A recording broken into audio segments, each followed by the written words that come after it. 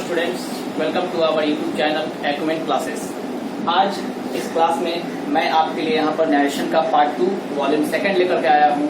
आपने पार्ट 1 में देखा था कि कैसे किसी बेसिक स्ट्रक्चर को, किसी सेंटेंस को बहुत ही आसानी से हम लोग डायरेक्ट स्पीच से इनडायरेक्ट स्पीच में बदल रहे थे। ठीक है, आज हम उसमें कुछ बारीकियों पर नजर डालेंगे और साथ ही इस सेशन को आगे बढ़ाएंगे। ठीक है, साथ ही मैं आप लोगों से एक बात और करना चाहता हूँ कि मैंने बहुत सारे वीडियो डाले हैं अपने यूट्यूब चैनल पर, खास करके इंग्लिश ग्रामर को लेकर के। ठीक है, आप लोगों का व्यूज तो बहुत आता है लेकिन लाइक्स बहुत ही कम रहता है। ठीक है, काइंडली लाइक कर दीजिएगा अगर अच्छा लगे तो। और देखिए, आज आपका नरेशन का आपका सेकंड क्लास बहुत ही बारीकी से समझने की कोशिश कीजिएगा और बहुत ही आसान चीज है, बहुत ज्यादा टफ कुछ भी नहीं है। बस एक एक वर्ड को गौर करना है, देखना है ध्यान से। ठीक है, क्या करना है वो देखिए। सबसे पहले कि जो पिछले क्लास में हम आपको बताए थे कि अगर हमारा जो सेंटेंस होता है डायरेक्ट स्पीच का, वो क्या होता है, वो 4 पार्ट में बटा होता है। ठीक है, reporter, reporting verb, reported speech और वर्ब ऑफ रिपोर्टेड स्पीच। आपने इन चारों को ध्यान से देखा होगा कि कौन क्या होता है। ठीक है, ये जानना बहुत जरूरी है कि हमारा रिपोर्टर क्या है, रिपोर्टिंग वर्ब क्या है, रिपोर्टेड स्पीच क्या है और वर्ब ऑफ रिपोर्टेड स्पीच क्या है। उसके बाद ही हम लोग ये जान पाएंगे कि हम उसका इनडायरेक्ट स्पीच कैसे बनाएंगे। ठीक है, आपके पास वहां पर ऑप्शन रहेगा, एक क्वेश्चन का 4 ऑप्शन, आपको उस ऑप्शन में से एक पिक करना होगा। ठीक है, लेकिन उसके लिए भी रूल्स याद होना जरूरी है कि वो किस टेंस में है, कैसे चेंज होगा। ठीक है, जैसा कि पिछले क्लास में बताया गया था कि जब हमारे पास reporting verb say to, says to, said to रहता है तो उसको हम टेल, टेल्स और टोल्ड में चेंज करते हैं। ठीक है, उसी तरह से आज इस बारीकी को समझिए कि अगर say to, says to, said to रहेगा तो उसको हम टेल्स, टेल और टोल्ड में चेंज करेंगे। लेकिन अगर वो से, सेज या सेड रहा तो उसको हम लोग टेल, टेल्स या टोल्ड में चेंज नहीं करेंगे, वो से, सेज, सेड ही रह जाएगा। ठीक है, दूसरी बात कि जब उसके टेंस को हम चेंज करते हैं रिपोर्टेड स्पीच को, तो किस हालत में करते हैं, किस सिचुएशन में करते हैं, जब हमारा रिपोर्टिंग वर्ब पास्ट टेंस में हो तब। जैसे हम बताए थे कि he said to me I am going to Jaipur, उसमें सेड टू क्या था आपका, रिपोर्टिंग वर्ब जो पास्ट टेंस में था, तो I am going to Jaipur क्या बन गया था, he was going to Jaipur बन गया था, टेंस उसका चेंज हो गया था।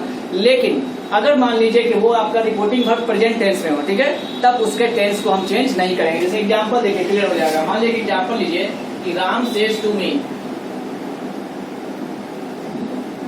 Ram says to me I am going to Patna.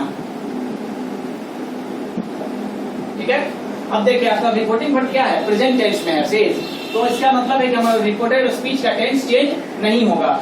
इसको कैसे बनाएंगे, राम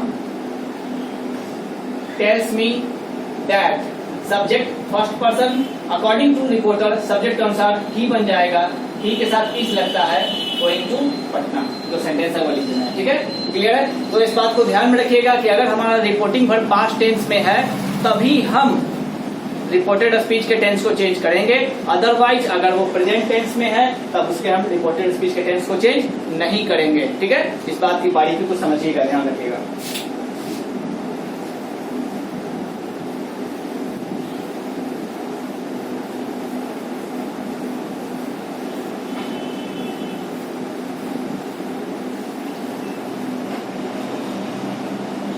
इतनी गर्मी में आप लोग के लिए इतना मेहनत करके वीडियो ला रहे हैं, अपने चैनल पर डाल रहे हैं, तो आप लोग का भी कुछ ड्यूटी आपका कुछ कर्तव्य बनता है कि आप इस सेशन को, इस चैनल को, आपका जो वीडियो इस चैनल पे आ रहा है जो आपके लिए रेलेवेंट है उसको लाइक कीजिए, शेयर कीजिए।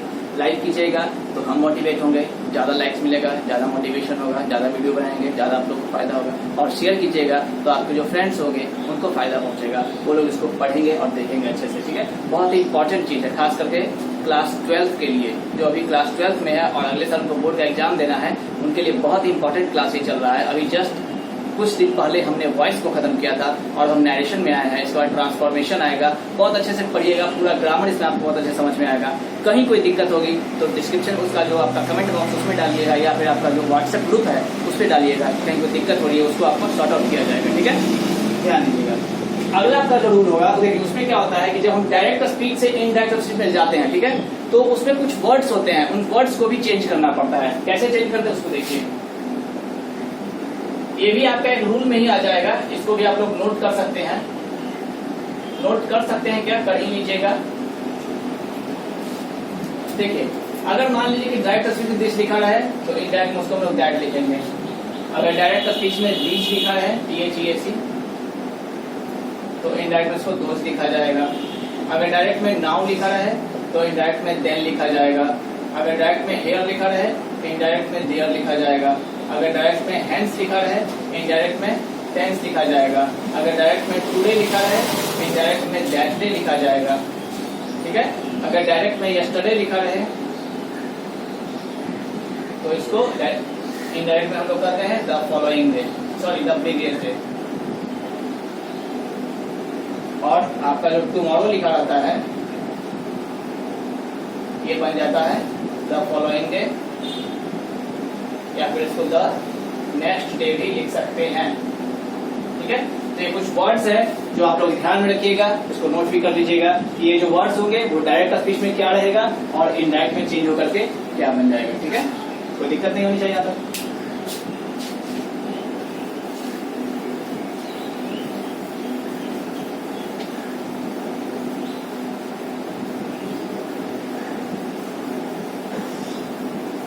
चलिए बेसिक चीज तो पढ़ लिया। अब इस बेसिक चीज में एक और चीज है, ठीक है, कि जो हम बता रहे थे सिंपल समझाने का तरीका वो बताने का।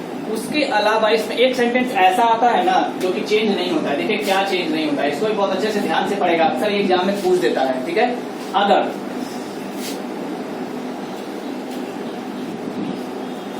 कोई आपका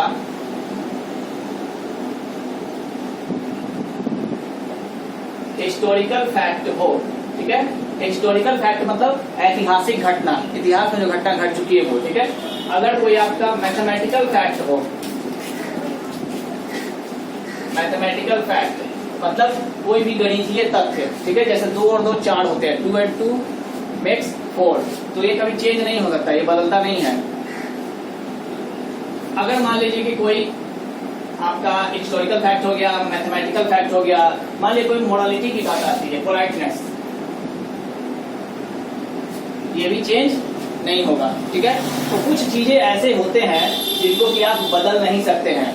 डायरेक्ट स्पीच में वैसे ही लिखाएगा, इनडायरेक्ट स्पीच में भी वैसे ही लिखाएगा। ठीक है। जैसे India became independent on 1947, Bharat 1947 को आजाद हुआ, आप इसको इनडायरेक्ट स्पीच में भी सेम ही लिखेंगे, ऐसा ही चेंज नहीं हुआ। ठीक है। Honesty is the best policy, इसको आप इनडायरेक्ट में honesty was the best policy नहीं लिख सकते, honesty is the best policy ही लिखेंगे। ठीक है। ये चेंज नहीं होगा। तो वैसे ही आपको ध्यान रखना होगा, कोई हिस्टोरिकल फैक्ट रहे, कोई मैथमेटिकल फैक्ट रहे, कोई मोरालिटी रहे, तो आप इसको जब, या कोई यूनिवर्सल ट्रूथ आ जाता है। ठीक है। एक और भी ले लीजिए, कोई यूनिवर्सल ट्रूथ है, सार्वकालिक सत्य। ठीक है। जैसे सूर्य पूरब में उगता है, पश्चिम में डूबता है, सूर्य पश्चिम में डूबता है, the sun sets in the west. ठीक है।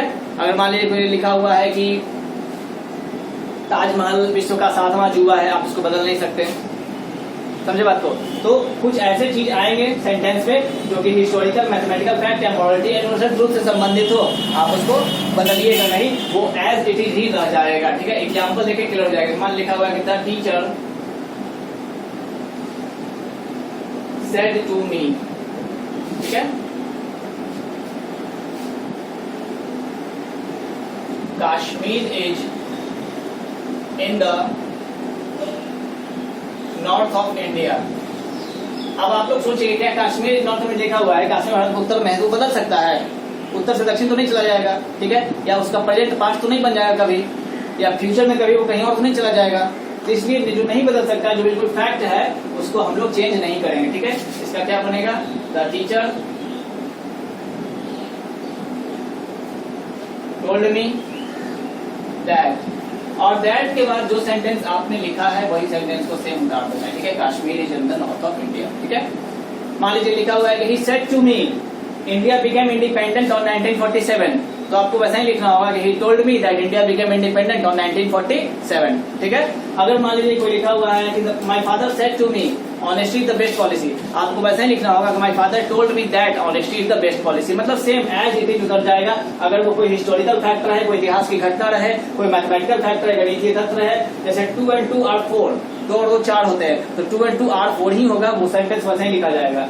मॉडलिटी का हो, यूनिवर्सल ट्रूथ का हो, सूर्य पूरब में उगता है, धरती गोल है, जो भी है, जितना भी आपका फैक्ट आता है यूनिवर्सल ट्रूथ का, वो सारा चीज में वैसा ही लिखा जाएगा, कोई भी चेंज कहीं से नहीं होगा। ठीक है। इस बात को ध्यान रखिएगा। तो आपका जो ये बेसिक चीज था नरेशन का, वो मैंने यहाँ पर सारा चीज क्लियर कर दिया, ठीक है। अब आपको कोई सिंपल सा सेंटेंस मिलेगा जिसको कि आपको इनडायरेक्ट स्पीच चेंज करना रहेगा, तो आप इतना पढ़ के बहुत ही आसानी से चेंज कर सकते हैं, इससे बाहर कुछ भी नहीं जाएगा।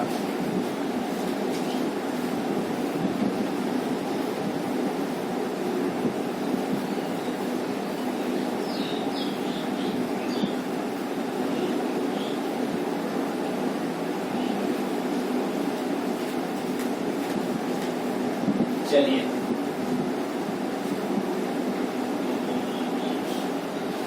अब नरेशन के अगले पार्ट में हम इन करते हैं, ठीक है। कुछ स्पेशल उसका जो रूल्स है उस पे देखिए क्या होता है कि जब हम अफर्मेटिव सेंटेंस क्लियर कर लेते हैं, पूरा टेंस वाइज सारा देख लिए कि कैसे किस टेंस को किस में चेंज करना है, ठीक है। इस पर आपको एक प्रैक्टिस सेट दे दिया जाएगा, आप उसको बनाइएगा, अच्छे समझ में आ जाएगा, ठीक है। हमने यूनिवर्सल ट्रूथ वाला देख लिया, हमने बहुत से वर्ड्स को देखे जिसको कि हम इंडायरेक्ट में लाएंगे तो कैसे चेंज करेंगे।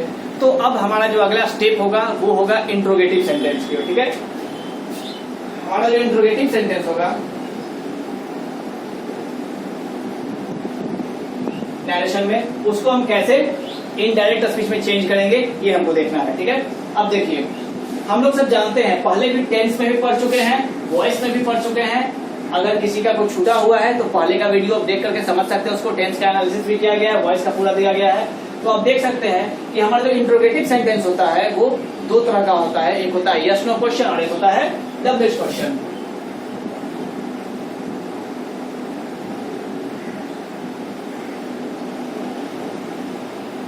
ठीक है, सबसे पहले हम लोग यस नो क्वेश्चन पे गौर करेंगे।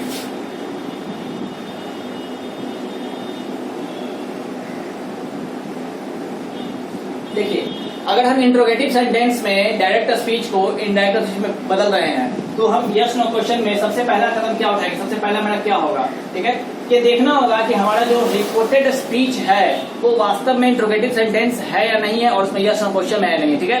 यस नो क्वेश्चन पहचानने का सिंपल सा तरीका क्या है कि हमारा जो सेंटेंस होगा रिपोर्टेड स्पीच का वो हेल्पिंग वर्ब से शुरू होगा, किसी भी helping verb, do, does, did, have, has, had, is, am, are, was, were, will, shall, should, will, might, कुछ भी हो वो हेल्पिंग वर्ब से, मॉडल से स्टार्ट होगा, वो हमारा इंट्रोगेटिव यस नो क्वेश्चन का हो जाएगा, ठीक है।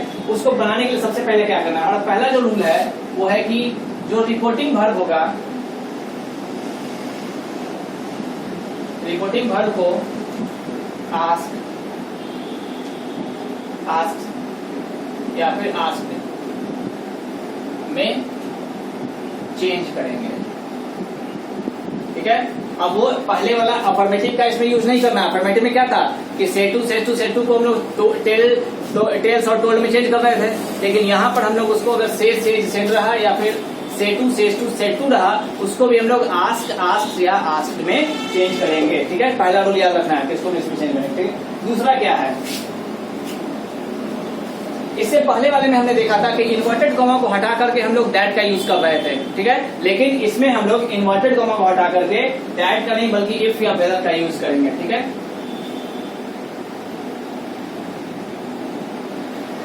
इन्वर्टेड कॉमा को हटाकर इफ या वेदर का यूज करें।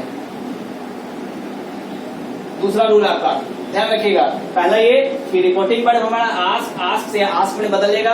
दूसरा इन्वर्टेड को हटा करके उसको हम लोग इफ या वेदर का यूज करेंगे। तीसरा ये कि सेंटेंस जो है हमारा यानी कि रिपोर्टेड स्पीच, वो सेंटेंस इंट्रोगेटिव से अफर्मेटिव में बदल जाएगा। सेकंड थर्ड रूल है हमारा कि सेंटेंस हमारा इंट्रोगेटिव से अफर्मेटिव में बदल जाएगा। मतलब अगर वो स्टार्ट है कैन यू गो से तो वो हो जाएगा यू कैन गो। बात आ रही समझ में? जैसे interrogative sentence yes no question helping verb से स्टार्ट होता है और अफर्मेटिव सेंटेंस हमारा सिंपल सेंटेंस है, वो सब्जेक्ट वर्ब ऑब्जेक्ट से होता है, ठीक है। तो अगर हमारा डायरेक्ट स्पीच में लिखा हुआ है helping verb plus subject plus verb plus object, तो उसको हम लोग क्या करेंगे, सीधा करेंगे subject plus helping verb plus object, ठीक है। बात को समझिएगा। और उसके बाद बाकी जितने भी चेंजिंग होंगे ना वो सारे पहले वाले नियम के अनुसार हो जाएंगे। जैसे हमने बोला था कि first person according to subject, second person according to object, third person no change, वो रूल यहाँ भी फॉलो होगा, ठीक है। उसके बाद मैंने बोला था कि हमारा जो टेंस होगा, अगर रिपोर्टिंग वर्ब पास्ट में है तो हमारा टेंस उसका जो चेंज हो जाएगा वो भी चेंज होगा यहाँ पर, ठीक है। कुछ वर्ड्स अभी बताए थे इससे पहले, वो चेंज होगा, वो भी यहाँ चेंज होगा, सारा चीज यहाँ चेंज होना है, ठीक है, ध्यान रखिएगा। अभी देखिए इसका एग्जाम्पल लेंगे तो क्लियर हो जाएगा, आप लोग इसको नोट कर लीजिएगा बहुत अच्छे से। यहीं पर इसका एग्जाम्पल देख लीजिए, जैसे मान लीजिए कि एक सेंटेंस है, शी सेड टू मी,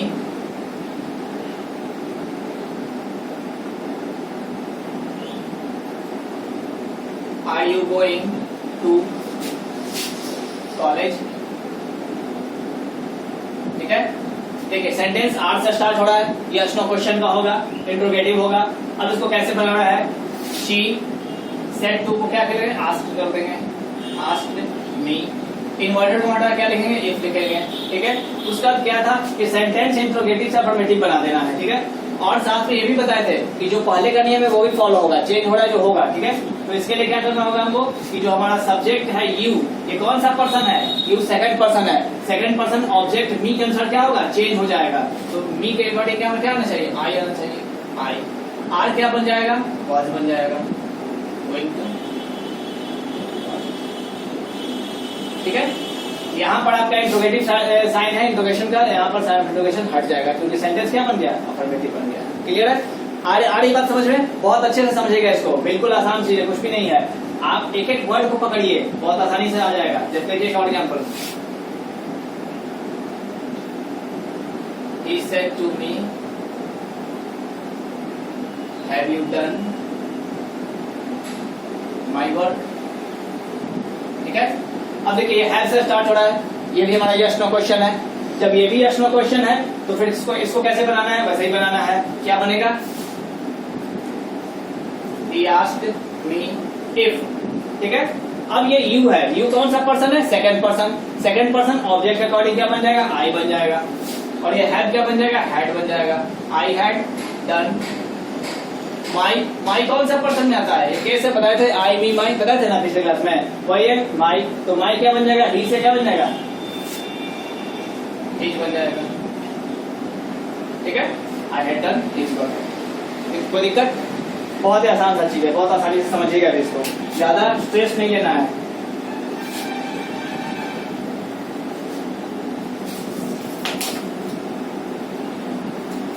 अगर आपने शुरू से अच्छे से पढ़ा हो टेंस से, तो ना आपको वॉइस में कोई दिक्कत होने वाली है और ना ही आपको नरेशन में कोई दिक्कत होने वाली है।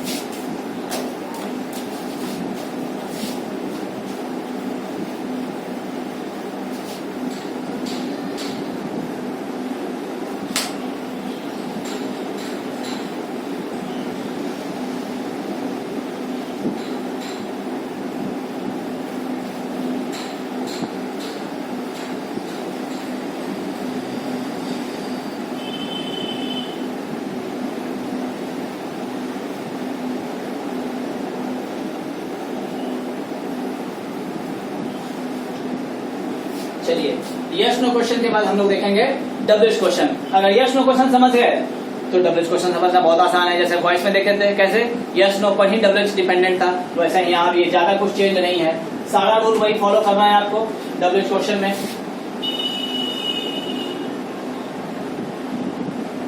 जो आपने यस नो क्वेश्चन में फॉलो किया है, ठीक है। जैसे अगर आप रिपोर्टिंग वर्ब को आप आस्क में चेंज कीजिए, वो भी यहाँ पर करना होगा डब्ल्यूएच क्वेश्चन में। इसमें बदलेगा क्या, बदलेगा ये कि जो इन्वर्टेड कॉमा हटा करके हम लोग दैट या इफ या वेदर लगा रहे थे ना, उस इफ या वेदर को यहाँ नहीं लगाएंगे, यहाँ पर इन्वर्टेड कॉमा को हटा करके वही डब्ल्यूएच वर्ड लिखा जाएगा जो कि सेंटेंस में है, ठीक है।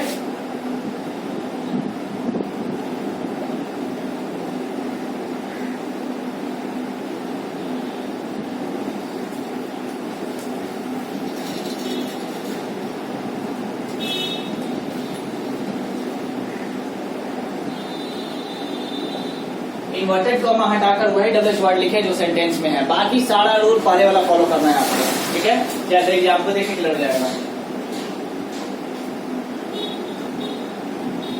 She said to me, she said to me, why are you going to Patna, ठीक है। He said to me, why are you going to Patna. अब इसको देखिए क्या करना था, जो हम लोग यस नो क्वेश्चन में देखे थे, सेम यही चीज इसमें फॉलो करना है। अगर ये आपका सी है, सेट टू क्या बन जाएगा आपका, आस्क बन जाएगा, आस्क मी। अब इन्वर्टेड कॉमा को हटा करके हम क्या करेंगे, जो हमारा डब्ल्यूएच वर्ड है वाई, वही वाई यहाँ पर डब्ल्यूएच वर्ड यूज हो जाएगा, ठीक है, वाई। उसके बाद आपका जो सब्जेक्ट क्या है, यू है, यू सेकेंड पर्सन, ऑब्जेक्ट के अनुसार क्या बन जाएगा, आई बन जाएगा, आर क्या बन जाएगा, वॉज बन जाएगा, गोइंग टू। कुछ भी नहीं था, बहुत ही आसान सा चीज है, समझना में बिल्कुल आसान है। She asked me why I was going to Patna, ठीक है। अब एक और एग्जांपल देख लीजिए। The teacher said to me where do you live, ठीक है। अब देखो, the teacher asked me where, you क्या बनेगा, सेकेंड पर्सन है, ऑब्जेक्ट मी के अनुसार क्या बन जाएगा, आई बन जाएगा। आई डू क्या बनेगा, डिड बनेगा। लेकिन आप लोग ध्यान रखिएगा, याद रखिएगा, टेंस में आपको कैसे पढ़े थे कि हम लोग पास्ट इंडेफिनिट का रूल क्या था हमारा, सब्जेक्ट प्लस V2, ठीक है। तो वो सब्जेक्ट प्लस V2 यूज करना है, ना कि डिड यूज कर देना, ठीक है। हमारा क्या बन जाएगा, लीव क्या बन जाएगा, वेयर आई लीव, ठीक है, बन गया। तो ये आपका हुआ डब्ल्यूएच क्वेश्चन का, ठीक है। तो आप लोगों ने देखा बहुत आसानी से कि इस क्लास में हम लोगों ने आज क्या सीखा, yes no question, WH question, उसके अलावा उससे पहले वाला जो आपका था उसका ब्रीफ किया गया, ठीक है। तो बहुत ही ध्यान से इसको पढ़िए। आज आपका एक और स्पेशल चीज जो आपका इंट्रोगेटिव सेंटेंस है वो एंड हुआ है, इस पर आपको प्रैक्टिस सेट बनाने के लिए दे दिया जाएगा। इसके बाद वाले क्लास में जब हम आएंगे तो आपके सामने इंपरेटिव सेंटेंस लेकर के आएंगे और उस इंपरेटिव सेंटेंस में फिर देखेंगे। इंपरेटिव सेंटेंस आपका बचेगा, इंपरेटिव बचेगा, एक्सक्लेमेटरी सेंटेंस बचेगा, उसको हम लोग देखेंगे कि इसका कैसे हम लोग नरेशन बना सकते हैं, ठीक है। ऑलमोस्ट नरेशन का हो सकता है 1 या 2 क्लास और चले और नरेशन आपका खत्म हो जाएगा, ठीक है। तो प्लीज आप लोग इसको अच्छे से पढ़िए, ठीक है, और वीडियो को लाइक कीजिए, शेयर कीजिए, ताकि और भी लोग बहुत अच्छे से पढ़ सके, इसको समझ सके। Thank you.